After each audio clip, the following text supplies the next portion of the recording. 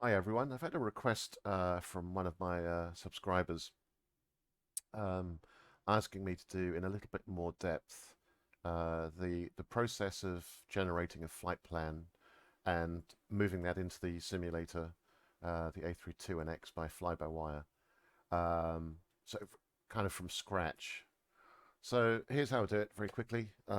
This video is not for casual viewing, really. It would probably bore people to death. So I'm not doing this for views, but it's just a request, and it's an interesting request actually. So this is how I do it. So I brought up Flight Radar 24, and I just had a look at Wellington Airport, just the live version, just flightradar24.com.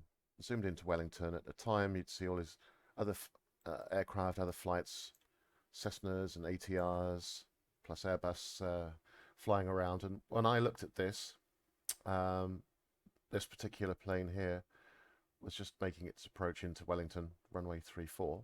It had come down from Auckland, and that was a route that had been requested. So what I did was just clicked on the aircraft, and here it's already done because this is just a playback. Um, just showing this particular flight, New Zealand 441, Auckland, Wellington. Um, it's not an Airbus Neo, it's a stock Airbus A320 registration number. But crucially here, we've got the origin destination, we've got a flight number. And we also have a good idea of the routes it took, the runways it departed from. So the next one was going to flight aware, taking that information. So it was ANZ, Z. So the time in the States still confuses me. I still call them routers, not routers. Air New Zealand 441. Let's click on that. And now we get all the information we need to begin our flight planning. So we've got the altitude that was filed, 34,000 feet. This dashed line here, you can see just below 35,000 feet. So they filed 340. And interestingly, it's shown us the route as well, which is very helpful if we want to emulate the real-world flights. So this is the standard instrument departure out of Auckland runway 23. It's tracked down over Carroll intersection via this airway here down to Te Papa intersection. Then it's taken the standard terminal arrival route or star into runway 34 at Wellington. We also have the departure date, time. We've also got the gates, so we can make it as real as we want. So we'll have a go when we get into the simulator at doing the gates as well. So yeah, we can see the scheduled departure and arrival times as well. New Zealand is 13 hours ahead of Greenwich Mean Time. Let's jump into Simbrief. So Simbrief is free. You need to sign in, but it's a very, very useful tool. So we go into dispatch, we go to flight plan. Um,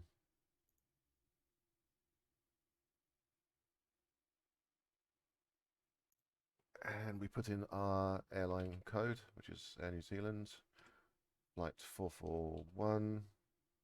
We're going from Auckland to Wellington. Alternate is showing as Christchurch, which is correct. Departure time was 0300 Zulu, aka Greenwich Mean Time. The airframe is a A320 Neo in a simulator, so that's what we selected, the N for Neo.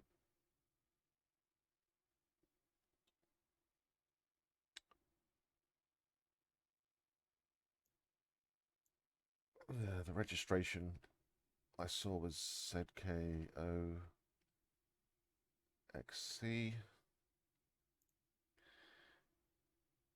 This is just the format of the operational flight plan that will be generated. So departure runway 23. Arrival runway 34, that's correct. Altitude was filed at FL340, so let's do that. Oops.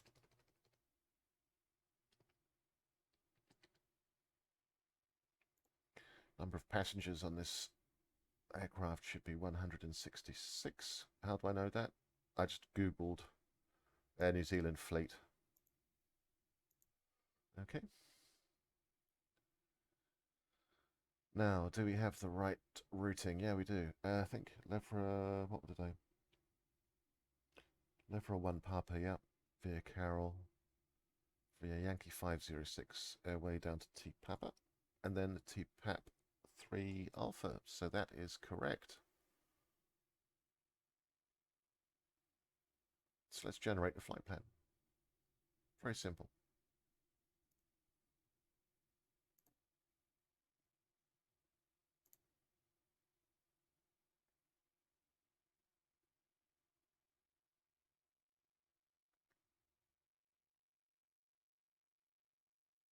So scrolling down, here's the operational flight plan. We've got our fuel, weights, alternate,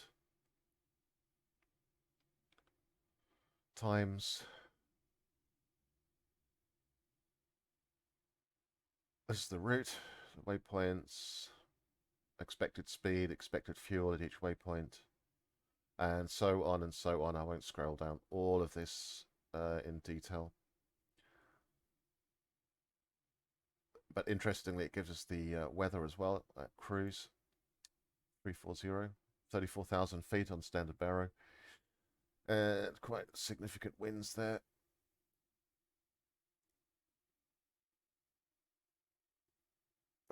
Temperatures as well. So, without further ado, let's go ahead and save this. So make sure you select the right one for your simulator. For me, it's Microsoft Flight Simulator 2020, this one. So download. And I'll see you in the simulator. Okay, so the simulator's just loaded up. I've done absolutely nothing yet with it. So let's go into World Map. Let's select the aircraft that we want to fly, which is the Airbus Neo. Fly-by-wire version.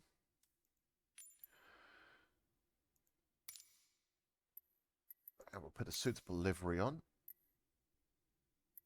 for New Zealand. So let's see, Air New Zealand, there we go. Click on that.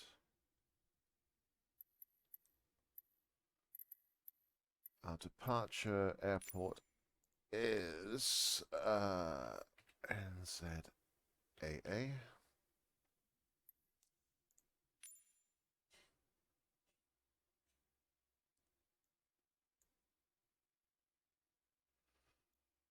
Up at Auckland, and the departure gate was 32, which we saw earlier from the Flight Aware website. So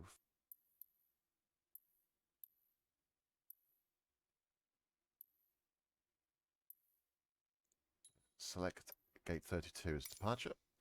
Hi, welcome to the cockpit. I've just jumped into the times just to make sure we're real world. So the flight departs 4 p.m. local time in Auckland. So 2:36 a.m. in Greenwich Mean Time, or UTC, also known as Zulu. So this gives us just over 20 minutes time to play around with the cockpit before we push back. Now, obviously this video is not for casual viewers wanting to see exciting Nepalese airstrips or things like that. So what I'm going to do is carry on with the full ops flight after this segment, and then save the or edit and then save a short approach and crosswind landing video, which I'll post separately. So again, this is really just about the flight plan and the Simbrief integration. Let's check the ARAC cycle is current, which it is. December 2021.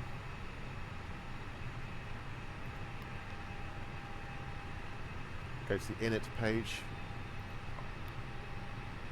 and click request. This uploads our plan already. Okay. So you can see that's our cruise altitude that we put in, the flight number, the alternate was Christchurch, origin destination.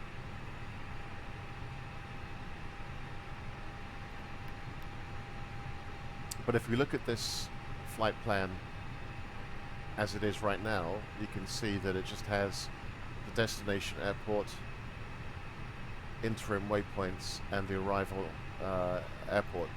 There's no SIDS, no stars, and this is where the electronic flight bag comes in handy. Let's bring this to life.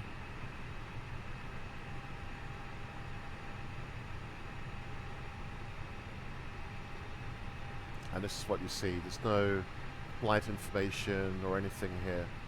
But all we have to do is click on Import from Simbrief down here. Click on that.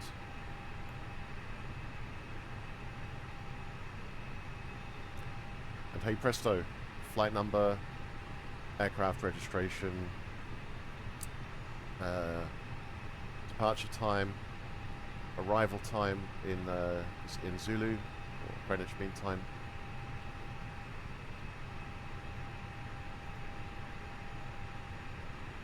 And then if we click on here, operational flight plan, all of the information that was in the Simbrief flight plan is now here, right on my flypad. So the block fuel is the same, the weights are the same, all of the routes are the same, everything. This is exactly all of the information that was in the Simbrief flight plan. So the next step to get this plane ready to rock and roll would be to start the fueling process.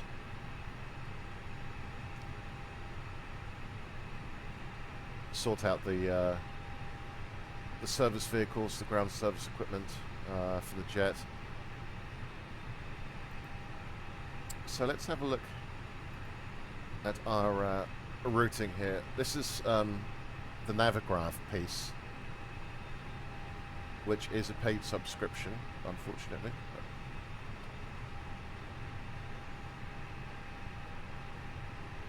Auckland International, so we're looking at the SIDS, standard instrument departure routes, and our SID was, from the flight plan, Levra 1 Papa, which is the RNAV departure. RNAV, area navigation, is just a technical way of saying it's GPS driven.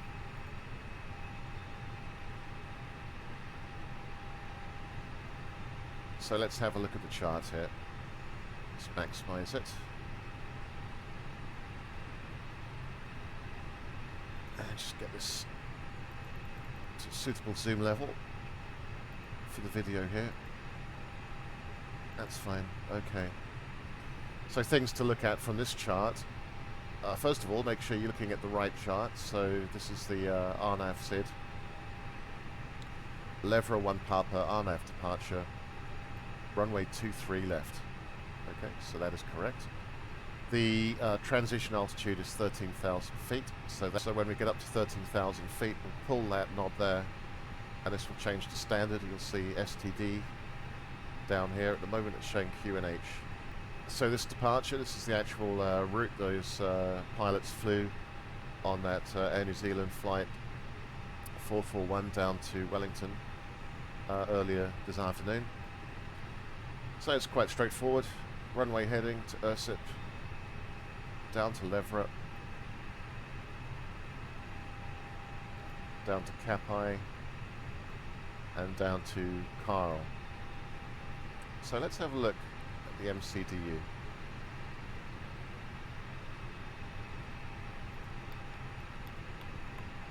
So click on Auckland Airport here, and then we click on Departure,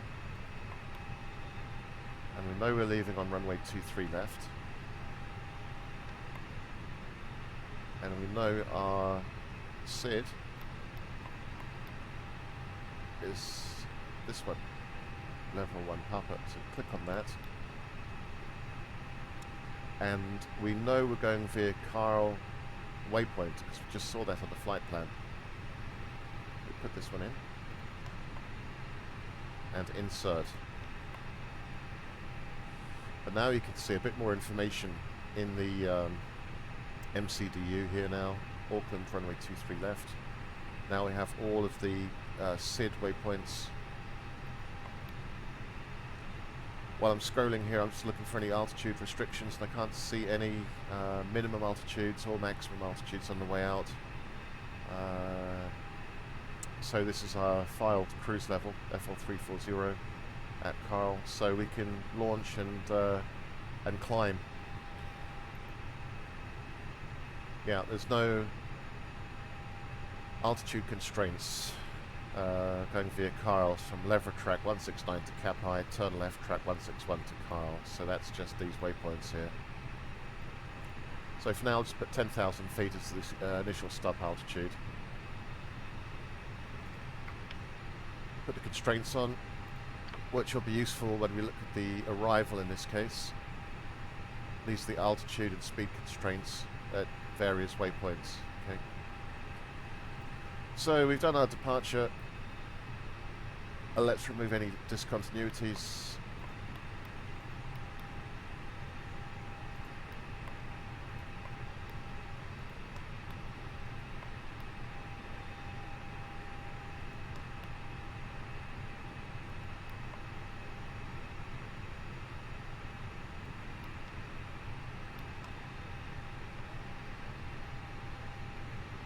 Alright, before we remove this one, let's just set up our arrival. So we're doing the T Papa 3 Alpha arrival. So just in case you missed that, I clicked on Wellington, New Zealand Wellington, arrival, and I'm doing the RNAV approach. Zulu is normally the default RNAV. You can also see this against the ILS approaches. So I've gone for RNAV 34 Zulu.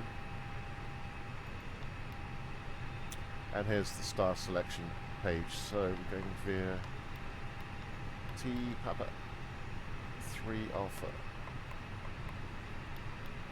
And there we are. Select.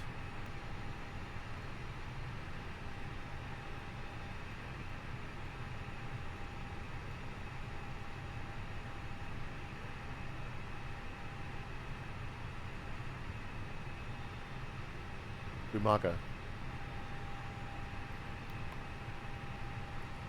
And insert. Okay, so let's scroll down now and sense check what we have. So this is the start of the star, the T Papa waypoint, and then we go to FICAN at 5,000 feet altitude restriction. That will not be right, I'll check that in a second. Turby, Ripper, Jonah, Umaga.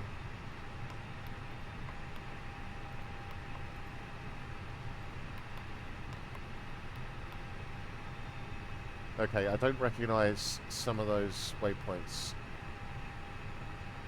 So let's just review the flight plan here.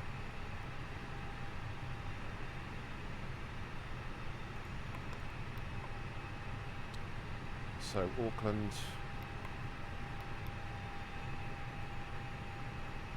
just following each leg here, making sure it all makes sense on the flight plan. In other words, we're not seeing any legs doing something crazy like going off this way or back to the airport or adding 1,000 miles to our journey. It's just making sense checking it. So FICAN, so we come down from our cruise, we want to be at FICAN at 5,000.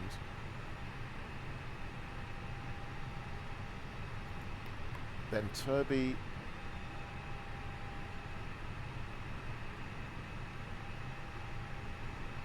have a look at the star.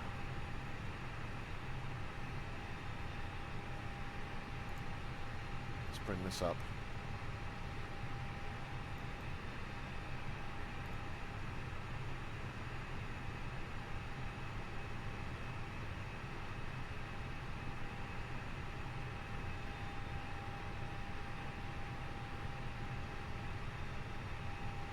Keep up a 3 Alpha, that was the one. Yeah. Okay, let's just take a look at the altitude constraints. So, in reverse, so you want it to be above 2,000 feet at Naga, above 3,000 feet at Jonah, below 7 at Ripper, and above 5,000 at Fican. So it makes sense if we descend from 5,000 at Fican, maybe 4,000 at Turby,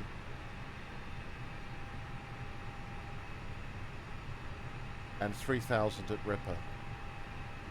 And then we don't have altitude to lose down to Jonah, right?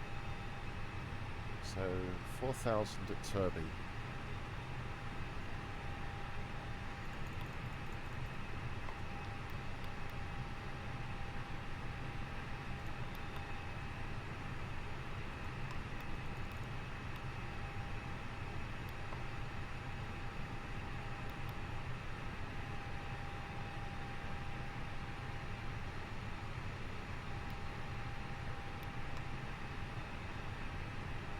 And 3,000 here.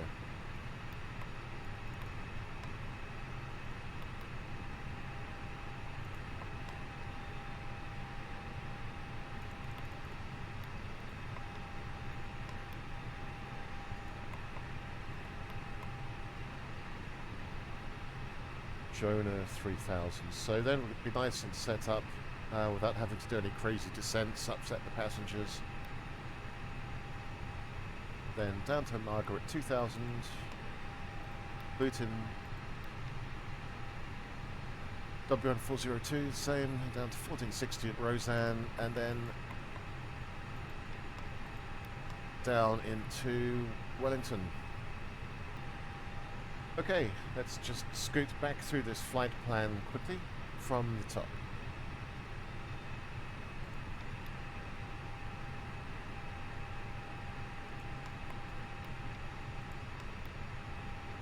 So, Auckland.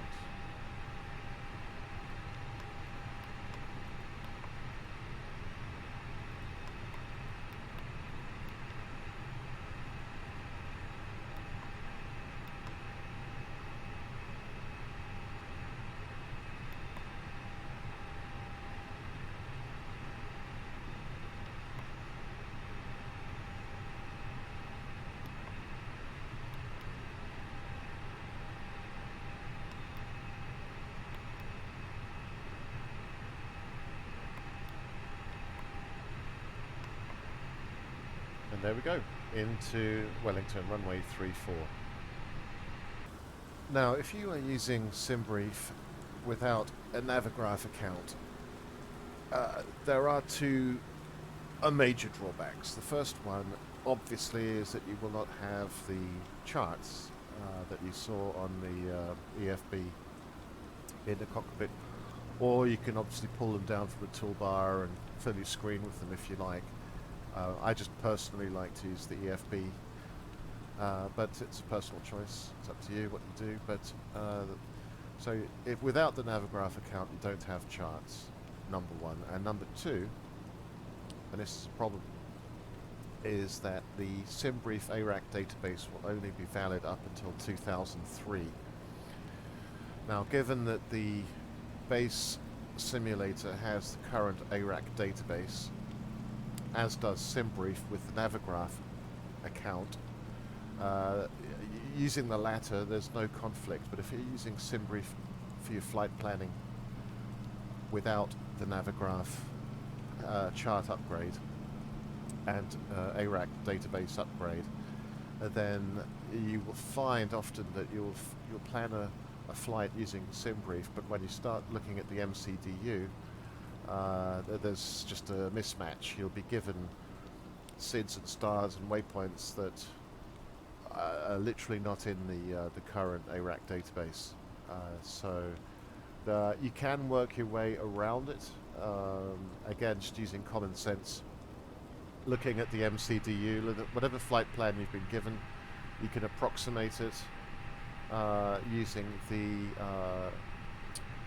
actual MSFS flight planning option. So, for example, the flight we just planned from Auckland to Wellington, the departure SID is still current, but the arrival SIDs, the RNAV approach into Wellington, is not. It gives a completely different route that we were looking at earlier, which is not the end of the world. You just proceed and go with that. But again, just the important thing, especially important if you're using an out-of-date ARAC database to prepare a Simbrief flight plan without the Navigraph upgrade, is that you will find often there are many discrepancies when you're scrolling through the MCDU, the flight plan portion. You'll be finding waypoints that just they're taking you all over the place. So, but yes, I did use Simbrief without Navigraph for about 2 months or so, and yeah, I just decided it was time to upgrade with the Navigraph charts and so forth. But yes, there are workarounds. The important thing is, if you're just using the Simbrief free version, is you import it just exactly the same, you plan it the same, you could find the real world aircraft just exactly as we did, but you will not have the charts, and you will not have the current database in Simbrief that matches the ARAC cycle here. So yeah, you could proceed and go with that. Either what I'd suggest you do is, if you find discrepancies, is go back to the MSFS IFR flight planning, get it as close as you can, knock out any dodgy waypoints that are appearing when you're going through the flight plan, and happy flying. But yes, you will find, if you're just using the free version of Simbrief, that there will be discrepancies. So with that, happy flying, and I'll see you soon. Cheers.